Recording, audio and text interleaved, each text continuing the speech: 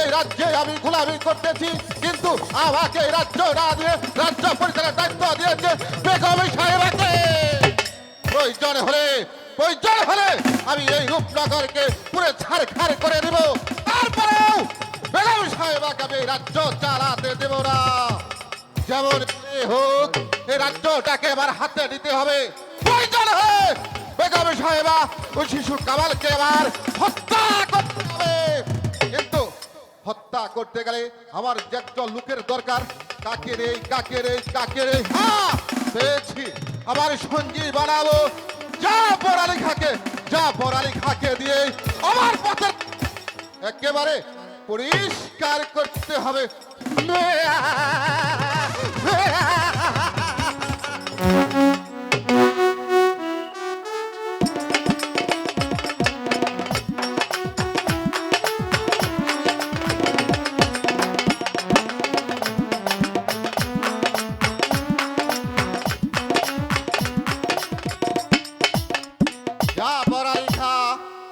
বলুন উজির সাহেব। রূপনগরের নবাবের মৃত্যুর পর রাজ্য পরিচালনা বেগম হুসনা আবারও এখন ইচ্ছা করলে এই রাজ্যটাকে আমরা দখল করতে পারি। আপনি কি বলেন জাফর আলী খাঁ? উজির সাহেব, সুযোগ মানুষের জীবনে একবারই আসে, আর এই সুবর্ণ সুযোগ আমরা হেলায় নষ্ট করতে পারি না।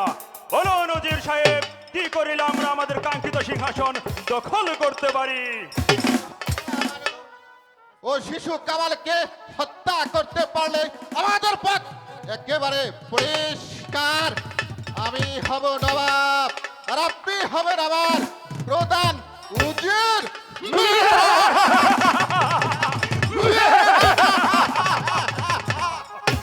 কিন্তু কারণ বেগম ও শাহজাদিকে হত্যা করলে যে রাজ্যে বিশাল সৃষ্টি হয়ে যাবে। না না না না, তা কিছুতেই হতে পারে না উজির। তুমি এসে কাজে বাধা দিতে? বাধা দিতে নয় সেনাপতি সাহেব, এসেছি আপনাকে স্মরণ করিয়ে দিতে। ভুলে গিয়েছেন সেই অতীতের কথা?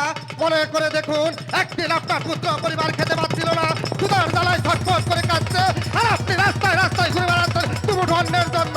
সেদিন বাবা আপনাকে রাস্তা থেকে ঘুরিয়ে এনে সেনাপতি পদে বহাল করে স্থান দিয়েছিল নবাব মহলে। এই সেই নবাবের মৃত্যু হতে না হতে তার স্ত্রী পুত্রকে করতে চান হত্যা। ইব্রাহিম, বেরিয়ে যাও এখান থেকে। বেশ, যাচ্ছি। আমার আগে একটি কথা মনে করে দিয়ে যাচ্ছি, এই নবাব মহলে আপনাদের প্রতিবাদ করার কেউ না থাকলেও আমি ইব্রাহিম চুপ করে বসে থাকবো না। যেভাবেই হোক আমি তাদেরকে রক্ষা করবই। ইব্রাহিম, বড্ড বাড়াবাড়ি হয়ে যাচ্ছে ইব্রাহিম। দেখো, বাড়াবাড়ি ফল ভালো হবে না। বেশি বাড়াবাড়ি করে তোমার দেহ প্রাণ থাকবে না ইব্রাহিম, কথাটি মনে রেখো। আর সহ্য হচ্ছে না জাফর আলী খাঁ। চলো জাফর আলী খাঁ।